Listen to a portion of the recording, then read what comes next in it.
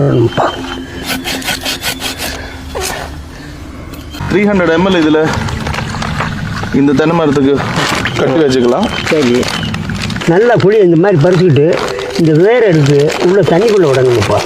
இதை நீக்காக விடாமல் இந்த தண்ணி குடிச்சிட்டே இருக்கணும். அது நறுக்கில் அறந்த கட்டியாச்சுப்பா. இப்போ வந்து தமிழ்நாட்டிலையும் கேரளாவிலையும் நிறைய தென்னை விவசாயம் கூடுதலாக இருக்குது. ஆமாம். இப்போ இந்த விவசாயங்களில் சரியாக ஒவ்வொரு இடங்களில் சரியாக ஆகிறது இல்லை. ஆமாம். இப்போ நீங்கள் நம்ம இந்த மரத்தை கட்ட சொல்லி கட்டியிருக்கிறோம். இந்த மரத்தை கட்டினது எத்தனை நாளையில் நமக்கு இது பிறகு பெனிஃபிட் ஆகும்? இப்போ நீங்க இந்த தோப்பை பொறுத்த வரைக்கும் பார்த்தா ஒரு 9 மாசத்துக்கு முன்னாடி இங்க நிறைய பிரச்சனை இருந்தது. இந்த குறும்பக்காய் விழுது, அப்புறம் எலி, அணில், கண்ணாமிருக வண்டு, இந்த வெள்ளைப்பூச்சி, அந்த மாதிரி நிறைய பிரச்சனை இருந்தது. இங்க எஸ்பிசி ஹோமியோ அக்ரோ கேரை பயன்படுறதுக்கு ஸ்டார்ட் பண்ணேன். இப்போ நீங்க பார்த்துட்டீங்க இந்த ஒரு கொலையில எவ்வளோ காய் வருது, காய் எவ்வளோ பெருசா இருக்கு, அதோட டேஸ்ட் எப்படி இருக்கு, இதெல்லாம் பார்த்துட்டீங்க. இல்லை, எஸ்பிசி ஹோமியோ அக்ரோ கேரை யூஸ் பண்ணா இந்த பிரச்சனை ஒண்ணுமே இருக்காது. யானை வராது, குரங்கு வராது, இந்த அணில் வராது, இந்த கண்ணாமிருக வண்டு, பூச்சி, எலி ஒண்ணுமே வராது.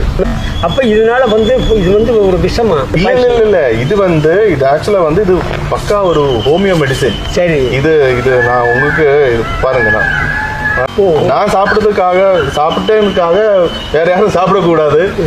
ஜுரம் ஏதாவது வந்தா இந்த மாத்திரை எடுத்து சாப்பிடக்கூடாது.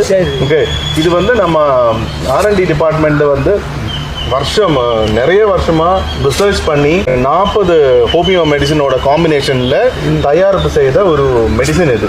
நம்ம இது அப்ளை பண்ணும்போது இந்த நம்ம தென்னை மரம் ஒரு அலிலோ கெமிக்கல்ஸ் அப்படின்னு ஒரு கெமிக்கல் ரியாக்ஷன் நடப்புங்க. அதுல அந்த கெமிக்கலோட டேஸ்ட் இந்த பூச்சிக்கு இல்லைன்னா நம்ம எலி, அணில் இதுக்கு ஒன்றும் அது பிடிக்காது.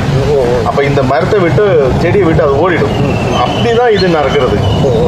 அப்ப இது உயிர்கொல்லி மருந்து இல்ல வெரைட்டி மருந்து. ஆமா. இப்ப நம்ம கப்பக்கிழங்கு இருக்குல்ல, அந்த கப்பக்கிழங்குல எலி ஒரு வாட்டி அந்த கப்பக்கிழங்கு கடிச்சுன்னு வச்சுக்கோங்க, அந்த செடி அதுல ஒரு ரியாக்ஷன், ஒரு கெமிக்கல் ரியாக்ஷன் பண்ணிடுவோம் அந்த செடி. அதுக்கப்புறம் அந்த கப்பக்கிழங்கு கசப்பா தான் இருக்கும். அது நாம அந்த கப்பக்கிழங்கு எடுத்து கொண்டு போய் குக் பண்ணி சாப்பிட்டு பார்த்தா கூட அது கசப்பா தான் இருக்கும். சமைச்சு சாப்பிட்டு பார்த்தா கூட கசப்பா இருக்கும். அந்த மாதிரி நம்ம ஹோமியோ அப்ளை பண்ணும்போது இந்த தென்னை மரத்திலேயானாலும் வேற ஏது செடியிலானாலும் ஒரு கெமிக்கல் ரியாக்ஷன் நடக்குது. அந்த ரியாக்ஷனால வருதுனால இந்த நம்ம பூச்சி, கண்ணாமிருக வண்டு, அணில், எலி இதுக்கு ஒண்ணுமே அது பிடிக்காது. அந்த கெமிக்கல் ரியாக்ஷன் பண்ணும்போது இந்த செடியில இருக்கிற டேஸ்ட் அதுக்கு பிடிக்காது. ஆனா இது விட்டு ஓடிடும் அதெல்லாம்.